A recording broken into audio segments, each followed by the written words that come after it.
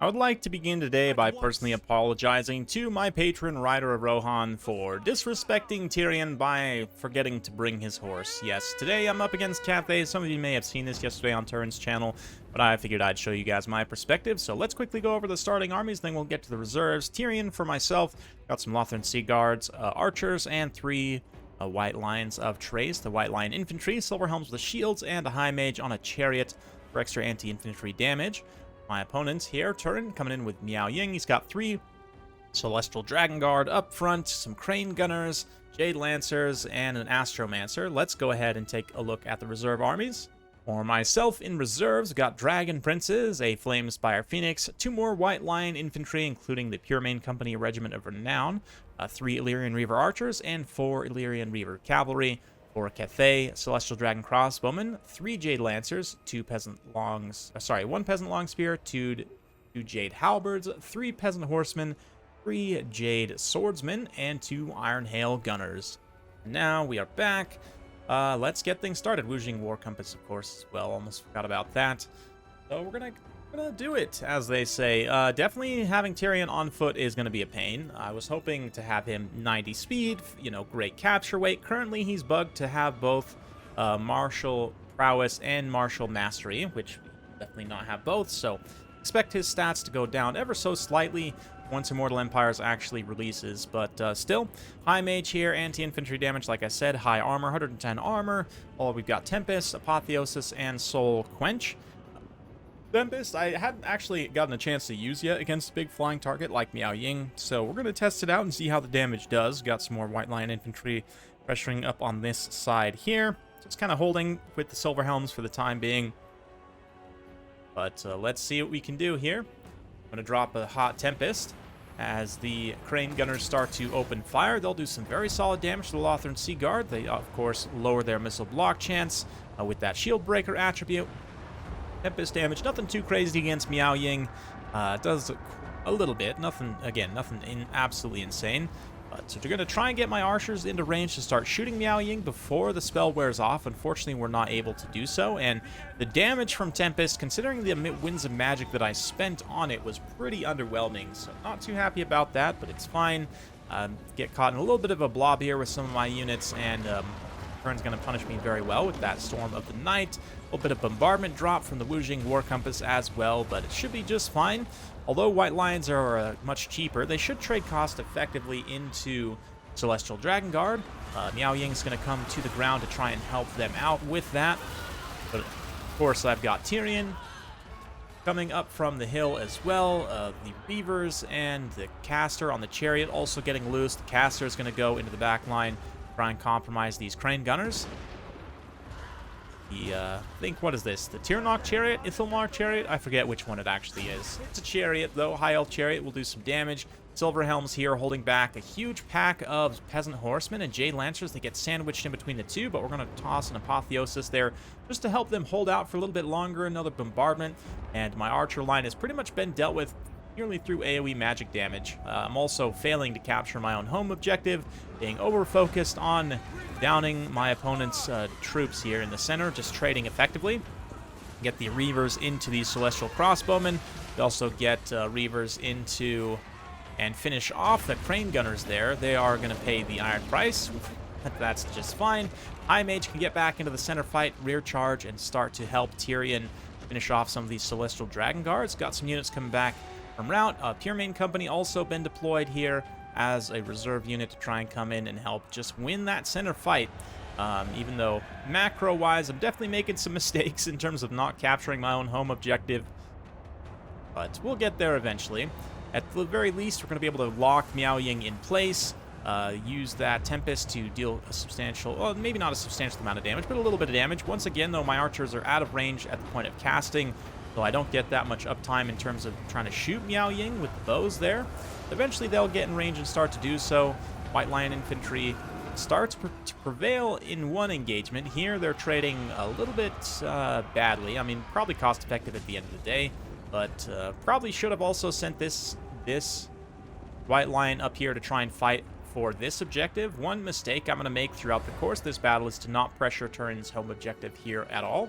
He's doing a good job of pressuring my home objective, though, and definitely would have been nice to have a couple of low-tier spears, or even Lothern's Sea Guard would have been great, actually, just to hang out on this top objective. They could rain down bows to assist on the center, and also, you know, their spears would help them defend from these light cavalry and heavy cavalry attacks that Turin has been putting on my home objective. So definitely a learning experience for me. That's my first time, maybe second time actually playing Elves in Domination.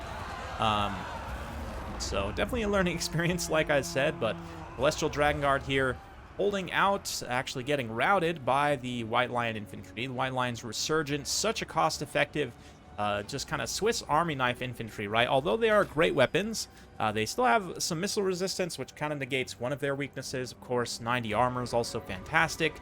Guardian for the Regiment of Renown here, as well as Armor Sundering to help the archers trade a little bit more cost effectively. Of course, just good armor piercing damage and good stats overall to help them trade with armored Cathayan infantry and cavalry. So great unit overall to have them in combination with Lothern's Sea Guard. Just feels like a solid combination against most factions. I'm going to throw a Soul Quench through the back of this formation. Doesn't penetrate too many unit models. Like, I think maybe it used to be better, but I don't really remember. Kind of underwhelmed by Lore of High Magic in this, to be honest. I hadn't really tried it too much up until now, but hey, that's what these matches are for. Learning and trying out different things. Celestial Dragon Crossbowmen, a little bit obstructed, looks like. I don't know if they're trying to shoot Tyrion or what exactly, but they're, or maybe they just have a move order to come onto the objective, but it doesn't seem like that's the best idea to get within striking distance of those White Lion infantry. In the back, finally those Silver Helms get routed. They actually held out for an extreme amount of time and tied up quite a bit of Turin's resources there. Miao Ying eventually comes up and lands on this top ground objective. We're going to bring in some Dragon Princes along with the other cavalry I've been summoning in order to try and push back, just like a heavy pushback, and secure this objective once and for all. Dragon Princes looking very fine in the snow. Probably should have taken a different color scheme, but hey, there you go. That's probably why I lost, right? Because I didn't take the Alithanar color scheme. Anyway, center objective is pretty well secured at this point. My opponent's making a push here. He's brought these halberds down, some more peasant horsemen and whatnot, but I'm fairly confident that Tyrion, the White Lions, can hold it at this point. He is bringing in some more ranged units, though, and those Celestial Dragon Crossbowmen in particular are going to be a pretty big problem. Your main company are having to push forward and continue to pressure them. That brings them within striking distance of those Iron Hails, though, which is definitely a problem. Turin doing a great job, though. Nice tactical retreat with his Jade Lancers in order to escape this situation. Miao Ying also uses the Dragon form to escape, and is going to now reposition, no doubt, over to the center. Let's see. White Lions continuing to fight Jade Warriors. And more Jade Lancer charges. We're going to countercharge directly with the White Lions. They should be able to get some attacks back here and continue to clean up. The Wujing War Compass, still alive somehow, is just kind of here. Tyrion should also be able to finish it off in fairly short order, but don't want to overextend with my cavalry. Turin tried to pull me far out of position there, but we're going to come back, come down the hill, and try and finish off these Iron Hills, who themselves just got a great firing engagement on the Pure Main Company before they were able to finish off those Celestial Dragon Crossbowmen. So not great for me. I haven't quite been able to finish off a number of units here, which might prove pretty haunting in the long run, but we'll see. Valyrian Reavers coming through, trying to shut down these Iron Hails. And they do manage to land a charge here before the Jade Lancers are able to respond too effectively. Another unit coming through, though. They're able to get in there. We've got some Dragon Princes coming for the double envelopment. Unfortunately, he turned this great job here, sniping my caster. High magic caster. I mean, mostly just Apotheosis would have been nice at this point to continue to sustain healing.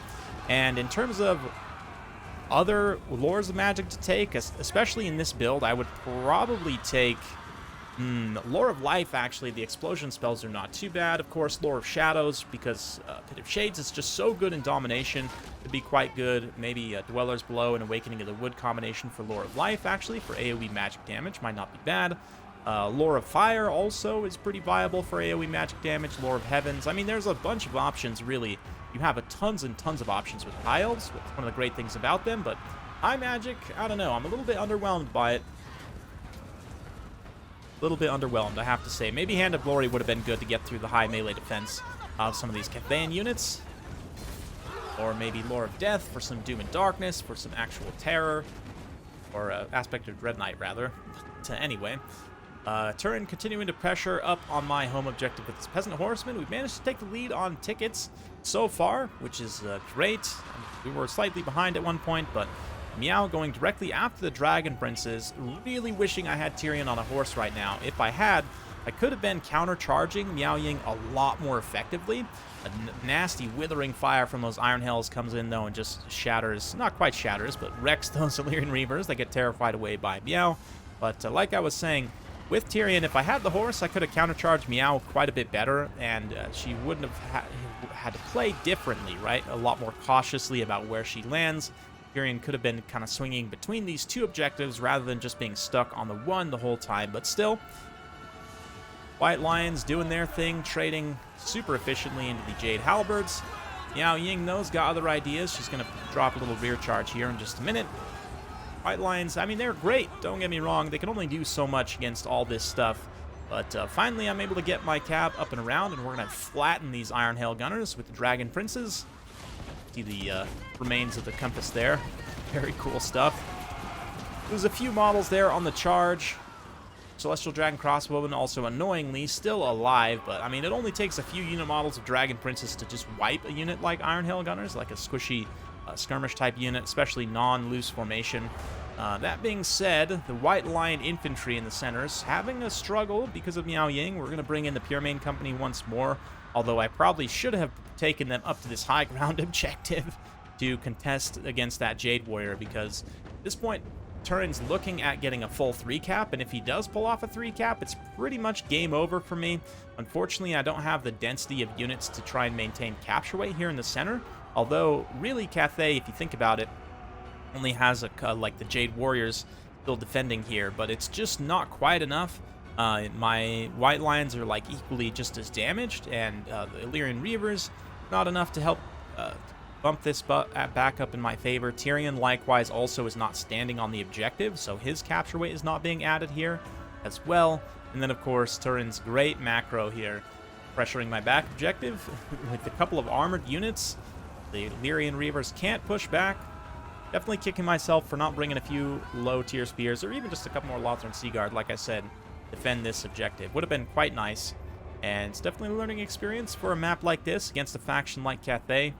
Need some spears to try and defend against their cavalry on the side objective, and then just let the White Lions do their center thing. I mean, they've been very effective for the most part, considering how I've misused them and just kind of tossed them into just about every situation. But Pure Main Company here should be able to wreck what's left of these Jade Lancers.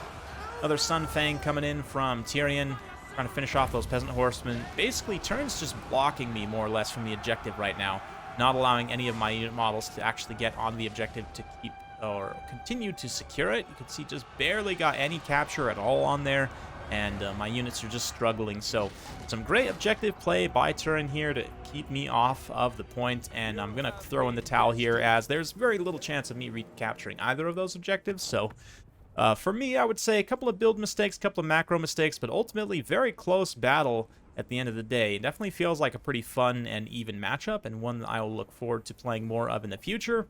White Lions, super solid. The Silver Helms also, I mean, they paid for themselves despite literally just standing in combat against enemy cavalry. So maybe I actually take more Silver Helms with shields, to be honest, in place of some of this other stuff. Didn't end up bringing my Phoenix in, and the Dragon Princes also, again, probably performed about as well as Silver Helms would have.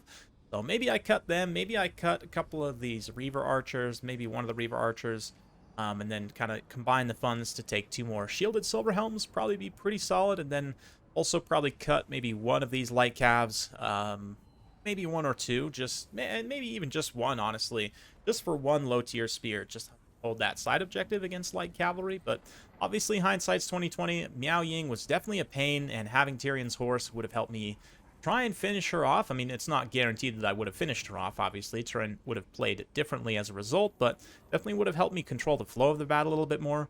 Train Gunners also, I'm surprised the value they got despite me shutting them down fairly effectively. And of course, Jade Lancers, fairly cost effective here. Celestial Crossbowmen don't quite pay for themselves, but pretty good stuff overall. Peasant Horsemen also just super cost effective. in general. They probably are deserving of a little bit of a nerf, in my opinion, but let's not talk about that for today. Iron Hail's also quite cheap. Take a lot for them to pay for themselves against high-value targets, so nice build from Turin. Fun to see Cathay get a win there, even if it is at the expense of the High Elves, although I feel like had I done things properly, I definitely could have won. But anyway, hopefully you guys enjoyed watching this. If you do like this sort of content, be sure to like, subscribe, hit that bell notification button. Every time I upload a new video, you'll be notified. Thanks again. We'll see you next time.